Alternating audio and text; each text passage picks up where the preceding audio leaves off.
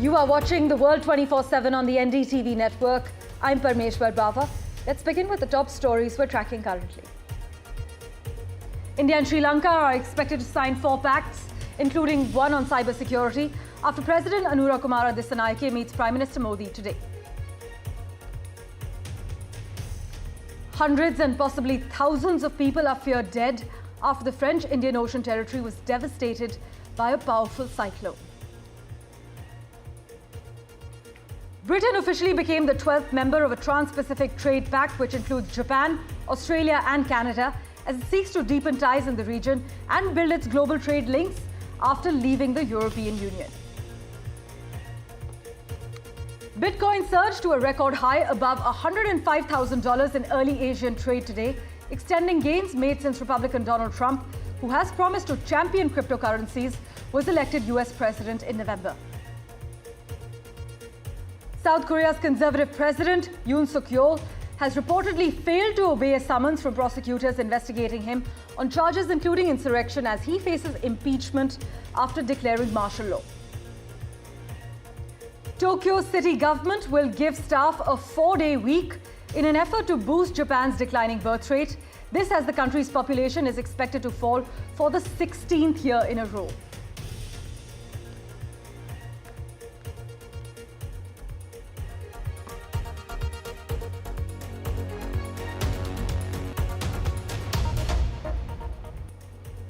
Well, a big focus. In a pivotal moment for India-Sri Lanka relations, President Anura Kumara Dissanayake is set to sign 4 key agreements, including one on cybersecurity when he meets Prime Minister Modi today. Now, Mr. Dissanayake, who touched down in New Delhi last evening, is on a historic state visit from the 15th till the 17th of December and his first international trip since taking office back in September. Now, during this visit, he will also meet with our President, Draupadi Murmu, and engage in high-level talks with Prime Minister Modi on a range of pressing bilateral, regional and global issues, is what we're told by the Ministry of External Affairs. The President's agenda includes attending a major business event, this will be in New Delhi, and visiting the sacred site of Bodh Gaya as well. By the way, this visit is seen as a significant step in strengthening the robust, multi-dimensional ties between our two nations.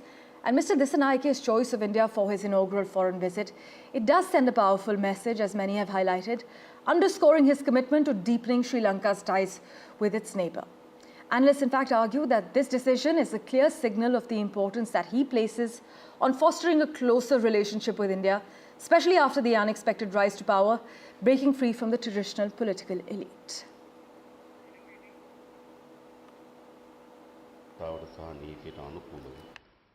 After a thumping victory in his country's parliamentary elections, Sri Lankan President Anura Kumara Dissanayake is all set to shape Sri Lanka's future and his first course of action, reaching out to crucial ally India.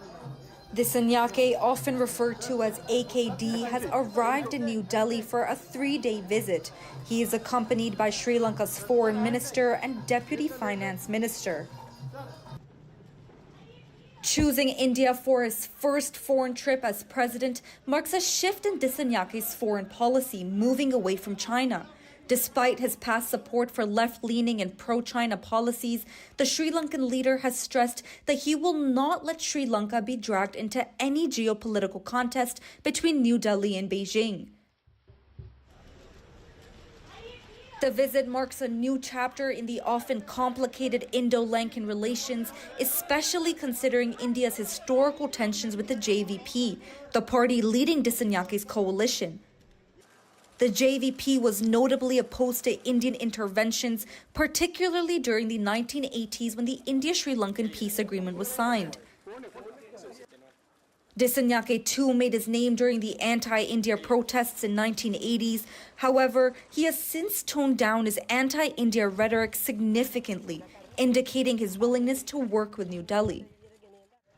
As Sri Lanka plays a key role in India's Sagar and neighborhood first policies, Dissanayake is expected to engage in talks with Prime Minister Modi, Foreign Minister Jaishankar, and President Murmu.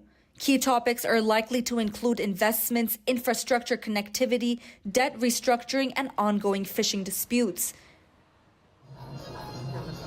As Dissanayake begins his official visit, it will be interesting to see how India engages with Sri Lanka's new president and how the visit shapes the future of Indo-Lankan relations. With Disha Bakji, Bureau Report, NDTV World. My colleague Mohammad Ghazali is tracking this touchdown very closely. He joins us live at the moment. Ghazali, as you have been reporting, India and Sri Lanka are set to sign 4 key agreements today. Take us through the details you know and also the plan of action. See, Parmeshwar, particularly we need to understand that besides these MOUs which we generally sign with many countries or the head of the states who visit here, what is the other significance of this visit? This is the first official visit of the Sri Lankan president who has come to power just last month, or in November the final vote count was done. And why this is significant? Because we know that how China is expanding its influence in and around the Indian Ocean region. We saw the regime change in Bangladesh, then Bangladesh's Jamaat party and other members were hobnobbing with the Chinese. We also saw how Maldives, their President Moizu, he also came to power on an anti-India plank, but he recalibrated his approach with India. India took out developmental projects in Maldives. Similarly, with Sri Lanka, the Sri Lankan president has an history of his political ambitions or political journey through anti-India plank, but after that, what a wise move was Delhi was that before even the elections, the same president had visited here, India, and has met Dr. Jaishankar. Immediately after his victory, Dr. Jaishankar visited Colombo, being the first Indian official or any senior official from any other neighboring countries to visit Sri Lanka, extend the invitation, and now the president is here. What Mr. Sri Lankan president is expecting from India, he has praised in the past about the Aadhaar card kind of enrollment back in Sri Lanka, or even cooperative like Amul. And besides that, the maritime security is one area where India will certainly would like to have a joint cooperation, because on India's insistence, Sri Lanka had worked on the suggestion of not allowing Chinese rings in the Indian Ocean region near the Sri Lankan waters. So these are certain issues which will certainly come up for discussion. But besides that, there will be MOUs on different sectors which India will likely to have with Sri Lanka. And Sri Lanka also knows the fact that back in 2022, during the economic turmoil there, India was the first one to offer a bailout package for Sri Lanka. And Sri Lanka knows it very well. And that is why even the new president who has arrived in India, these issues will certainly come up. Another major issue which has not made the headlines is about how India has been working on public diplomacy. We know that there is a large section of population which is Buddhist. We have, and the president is also expected to visit Bodh Gaya in the Gaya district of Bihar for religious tourism. So these kind of avenues are there for India and Sri Lanka to work together during this trip of president. As always, Ghazali, thanks so much for joining us with the update, contextualizing the relations for us. As my colleague Mohammad Ghazali is reporting, this visit marks a new chapter in the often complicated Indo-Lankan relations, especially considering India's historical tensions with the JVP, which is the party leading Mr. Dissanayake's coalition. With that, let's turn our attention to what's happening as far as the Middle East is concerned. Israel's government has agreed to double its population on the occupied Golan Heights, while saying threats from Syria remain, despite the moderate tone of rebel leaders who forcibly removed President Bashar al-Assad just a week ago. Israel's Prime Minister Benjamin Netanyahu, in a statement, has said, strengthening the Golan is strengthening the state of Israel, and it is especially important at this time. He added that we will continue to hold on to it, cause it to blossom, and settle in it. Listen in. אין לנו עניין להתעמת עם סוריה. אנחנו נקבע את מדיניות ישראל כלפי סוריה לפי המציאות המתהווה בשטח. אני מזכיר שבמשך עשרות שנים סוריה הייתה מדינת אויב אקטיבית לישראל. היא תקפה אותנו שוב ושוב, היא אפשרה לאחרים לתקוף אותנו משטחה, היא אפשרה לאיראן לחמש את חיזבאללה דרך שטחה. In other news, Israel has also announced that it will close its embassy in Ireland, citing Dublin's decision last week to support a petition at the International Court of Justice accusing Israel of genocide. The move was actually announced by the Israeli foreign minister, who said it was prompted by the Irish government's extreme anti-Israel policies. But you must also note that Israel has not applied similar measures to other countries. That includes Egypt, Spain, and Mexico that also joined that petition. Meanwhile, the US is in direct contact with the Syrian rebel faction that led the ouster of Bashar al-Assad. This is what officials have confirmed. And the success of the main rebel group, which the US designates as a terror organization, you must note, has sparked debate among Western officials over how or if to engage as Syria's political transformation unfolds. Secretary of State Antony Blinken, who pushed Washington's vision for Syria's political transition on a trip through the region this week, praised the positive words that we've heard, but what really counts is action, adding that the US could consider lifting sanctions enacted against Assad. That's a huge update. Washington is not alone in angling to shape post-war Syria, though. Turkey reopened its Damascus embassy just over the weekend, while Israeli leaders have called for more settlements in the occupied Golan Heights. Holly McKay joins us now from Washington, D.C. to make sense of what's going on and for further clarity. Holly, is the United States sending mixed signals by engaging with the Syrian rebel faction while also still designating it as a terrorist organization? Well, it's certainly a very complicated situation, but I think that you have to deal with the reality that exists, not the reality you want. And the reality that exists is that HTS are the ones that led this offensive and are currently in charge of this transitional government. So I think it makes much more sense for the United States to have a seat at that table for what the next Syria looks like than to not have a seat at that table. And to have a seat does require dialogue. And as someone who's been a war reporter for a very long time, I will always take the option of dialogue over any other type of kinetic conflict. Right, but with reports indicating that the US is considering lifting sanctions on Assad, Holly, doesn't this signal a shift in its policy towards the Syrian regime, or would you argue that it's simply strategic maneuvering? It absolutely. Well, there's a lot of strategic maneuvering, but it does mark a very significant shift in the policy that the United States has had towards individuals that have been part of al-Qaeda and other terrorist groups. And I think that it will cause a lot of criticism. There is a lot of reason to be concerned because right now HTS is very much on its best behavior. We've had no real signs of anything that indicates sort of taking a very extreme approach to managing Syria, but time will tell. And so that could really come back to hurt the government if they do end up lifting those sanctions. But I think it is going to be a little bit of a gamble that lawmakers are going to have to end up taking if they want to play a part in what the next Syria looks like. Right. And what would you say the re-engagement of international powers like Turkey and Israel in Syria reveal about the changing power dynamics as far as the Middle East is concerned? I think Syria is in a very strategic place in the Middle East. And I think we've had the Bashar al-Assad government for a long time and his father before that. So this is a really marked shift for the region. And anytime that happens, everybody is going to want some form of influence. Obviously, Turkey and Israel are right on the border of Syria, so they're going to want to have their interests met and their national security concerns assuaded as much as possible. And so that does require being involved in the country to any degree as possible. And that's also another reason why the United States, I think, is choosing to engage with HTS, because Turkey is a NATO partner and Turkey is the primary backer of HTS.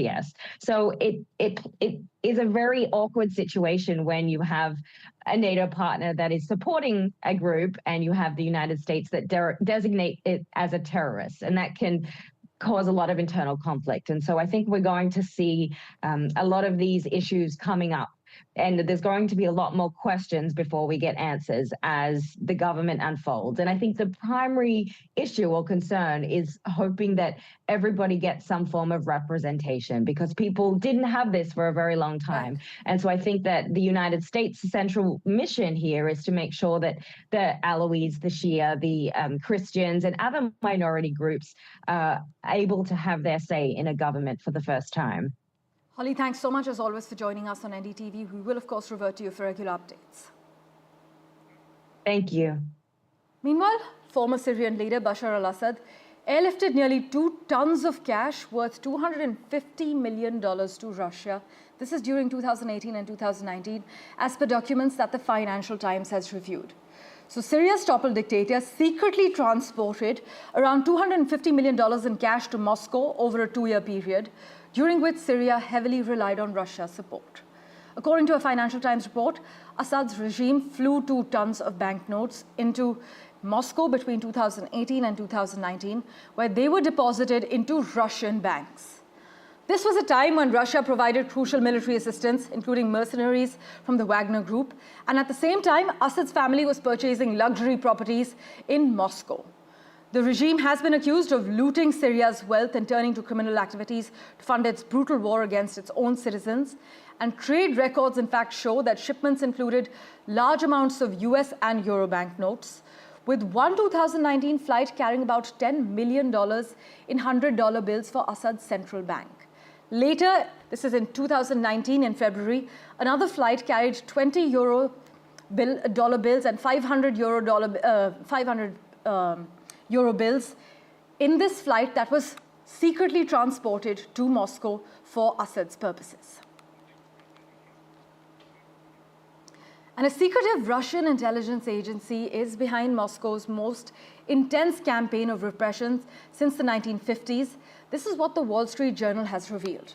The story, the first written by Wall Street Journal reporter Evan Gershkovich, actually since he was freed after 16 months in a Russian prison, spotlights the Department for Counterintelligence Operations, which led Gershkovich's arrest.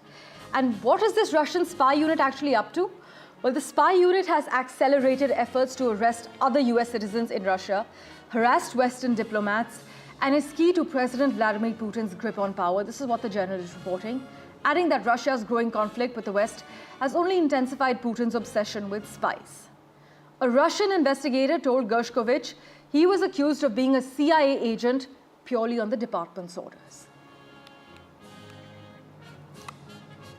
Well, let's turn our attention now to Britain, which has officially become the 12th member of the Comprehensive and Progressive Agreement for Trans-Pacific Partnership, joining economic heavyweights, like Japan, Australia, and Canada.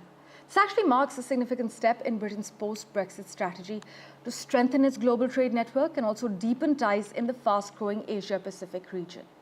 Having announced its intention to join the pact last year, Britain now enters its largest trade agreement since leaving the European Union.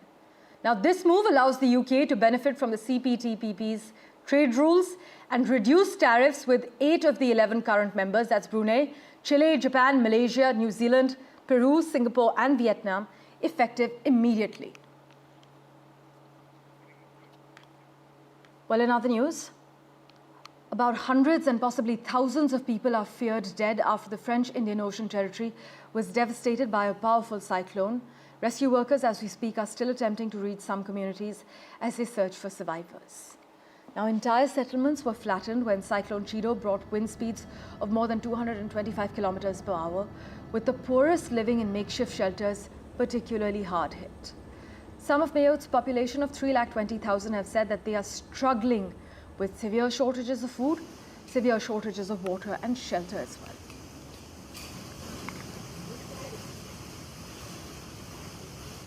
Well, let's switch tracks now. Bitcoin has surged to a record high above $105,000 in early Asian trade, extending gains made since Republican Donald Trump, who has promised to champion cryptocurrencies, was elected US president back in November. Now, the price rose on news reports over the weekend that Trump would go ahead with a Bitcoin Strategic Reserve Fund, according to Tony Sycamore, an analyst at IG. Well, news and updates continue in a moment. Do stay tuned.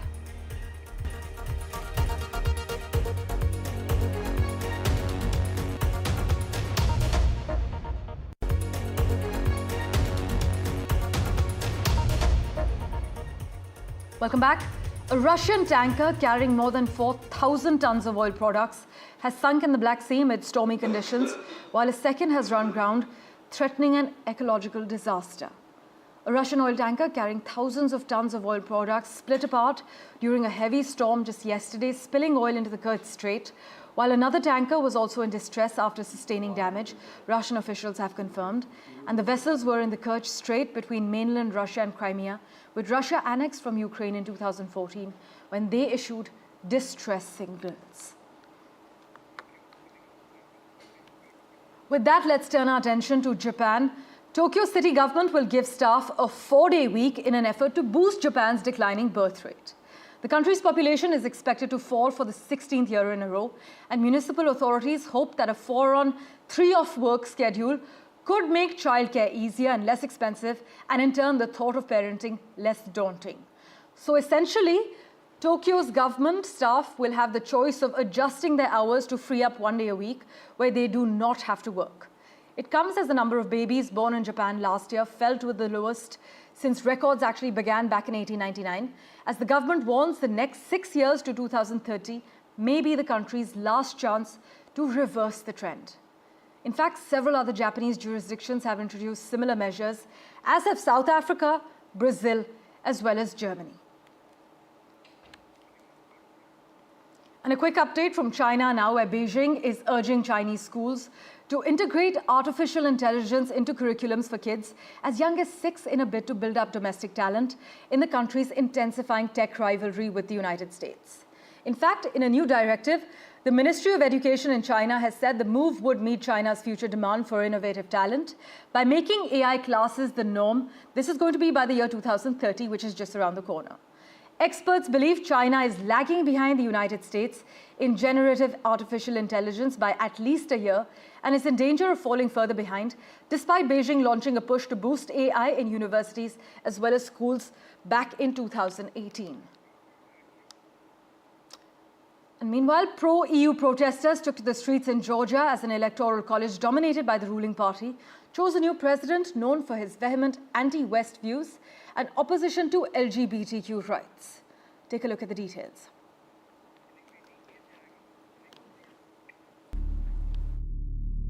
In a fresh blow to the country's EU aspirations, Georgia has elected former soccer player and a hardline Western critic Mikhail Kavalashvili as its new president. Mikhail is set to replace a pro-Western president just as protests intensify over the government's decision to suspend European Union talks last month. For over 2 weeks, tens of thousands of protesters have gathered outside Parliament every night. Mikhail, the only candidate on the ballot, secured an easy victory. Mikhail is a founder of the Power's People Party, known for being the main voice for anti-Western propaganda. He is a fierce critic of the West and has made numerous claims this year that Western intelligence agencies are trying to push Georgia into a war with Russia, which controlled the country for 2 centuries until 1991.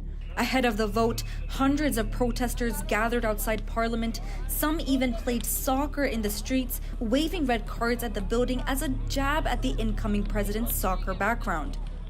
Our new president, Kavalashvili, has zero education. He is not right for the position of president, and he has zero experience in how to rule a country. Outgoing President Salom Zurabichvili, a staunch pro-EU critic of the ruling Georgian Dream Party, has emerged as a leader of the protest movement, declaring that she will remain president even after her term concludes. She has called the parliament illegitimate. The 4 main opposition groups have rejected Mikhail and have boycotted parliament, insisting that the election held in October was rigged. With Mikhail's inauguration approaching, Georgia faces continued protests and growing division over its future, especially regarding its ties with the West. The coming weeks will reveal how this political tension plays out. Samia Afsar, NDTV World. Thank you for investing your time in watching this edition of The World 24/7. As always, we'll keep tracking the latest updates for you. Do stay tuned.